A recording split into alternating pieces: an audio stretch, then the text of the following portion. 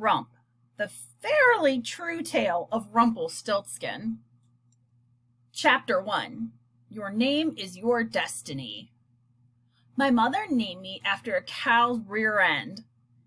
It's the favorite village joke, and probably the only one, but it's not really true. At least I don't think it's true. And neither does Gran. Really, my mother had another name for me, a wonderful name, but no one ever heard it. They only heard the first part, the worst part. Mother had been very ill when I was born. Gran said she was fevered and coughing, and I came before I was supposed to. Still, my mother held me close and whispered my name in my ear. No one heard it but me. His name? Gran asked. Tell me his name. His name is Rump. Gran gave Mother something warm to drink and pried me from her arms. Tell me his name, Anna, all of it. But Mother never did. She took a breath and then let all of the air out, but didn't take any more in. Ever. Gran said that I cried then, but I never hear that in my imagination. All I hear is silence. Not a move or a breath. The fire doesn't crack, and even the pixies are still. Finally, Gran holds me up and says, Rump. His name is Rump. The next morning, the village bell chimed, and gnomes ran all over the mountain crying, Rump, Rump, the new boy's name is Rump. My name couldn't be changed or taken back, because in the kingdom, your name isn't just what people call you. Your name is your full meaning. Your name is full of meaning and power. Your name is your destiny. My destiny really stinks. I stopped growing when I was 8, and I was small to begin with. The midwife, Gertrude, says I'm small because I only had the milk of a weak goat instead of a strong mother. But I know that really it's because of my name. You can't grow all the way if you don't have a whole name. I tried not to think about my destiny too much, but on my birthday, I always did. On my 12th birthday, I thought nothing else. I sat in the mind, swirling mud around in a pan, searching for gold. We needed gold, gold, gold, gold, but all I saw was mud, mud, mud. The pickaxes beat out with a rhythm that rang all over the mountain. It filled the air with bumps and thumps.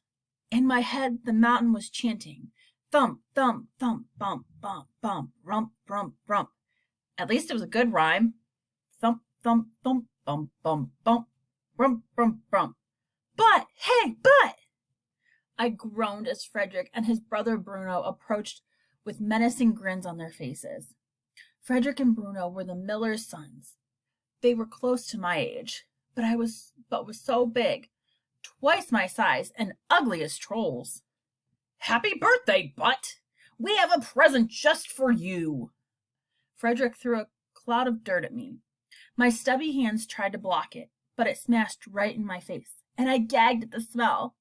The cloud of dirt was not dirt. Now that's a gift worthy of your name, said Bruno. Other children howled with laughter. Leave him alone, said a girl named Red. She glared at Frederick and Bruno, holding her shovel over her shoulder like a weapon. The other children stopped laughing. Oh, said Frederick. Do you love Butt? That's not his name, growled Red. Then what is it? Why doesn't he tell us? Rump, I said without thinking. My name is Rump. They burst out laughing. I had just done what they wanted. But that's not my real name, I said desperately. It isn't? Asked Frederick. What do you think his real name is? Asked Bruno. Frederick pretended to think very hard. Something unusual. Something special. Cow Rump! Baby Rump, said Bruno. Rump roast. Everyone laughed. Frederick and Bruno fell over each other, holding their stomachs while tears streamed down their faces. They rolled in the dirt and squealed like pigs. Just for a moment, I envied them. They looked like they were having such fun, rolling in the dirt and laughing. Why couldn't I do that? Why couldn't I join them? Then I remembered why they were laughing. Red swung her shovel down hard, so it struck the ground, right between the boys' heads. Frederick and Bruno stopped laughing. "Go away," she said. Bruno swallowed, staring cross-eyed at the shovel that was just inches from his nose. Frederick stood and grinned at Red. "Sure, you two want to be alone." The brothers walked away, snorting and falling all over each other. I could feel Red looking at me, but I stared down at my pan. I picked out some of Frederick and Bruno's present. I did not want to look at Red. "You'd better find some gold today, Rump," said Red. I glared at her. "I know I'm not stupid." She raised her eyebrows. Some people did think I was stupid because of my name, and sometimes I thought they were probably right. Maybe if you only have half a name, you only have half a brain. I kept my eyes on my pan of mud, hoping Red would go away, but she stood over me with her shovel, like she was inspecting me. "The rations are tightening," said Red. "The king—" "I know, Red." Red glared at me. "Fine, then good luck to you." She stomped off, and I felt worse than Frederick and Bruno throwing poop in my face. Red wasn't exactly my friend, but she was the closest I had to a friend. She never made fun of me. Sometimes she stood up for me, and I understood why. Her name wasn't all that great either. Just as people laugh at a name like Rump, they fear a name like Red. Red is not a name. It's a color, an evil color. What kind of destiny does that bring? I swirled mud in my pan, searching for a glimmer. Our village lives off of mountains' gold, what little there is to find. The royal tax collector gathers it and takes it to the king. King Barf. If King Barf is pleased with our gold, he sends us extra food rations. If he's not pleased, we are extra hungry. King Barf isn't actually named King Barf. His real name is King Bartholomew Archibald Reginald Fife. A fine kingly name. A name with a great destiny, of course. But I don't care how handsome or powerful that name makes you. It's a mouthful. So for short, I call him King Barf, though I'd never say it out loud. A pixie flew in my face, a blur of pink hair and translucent wings. I held still as she landed on my arm and explored.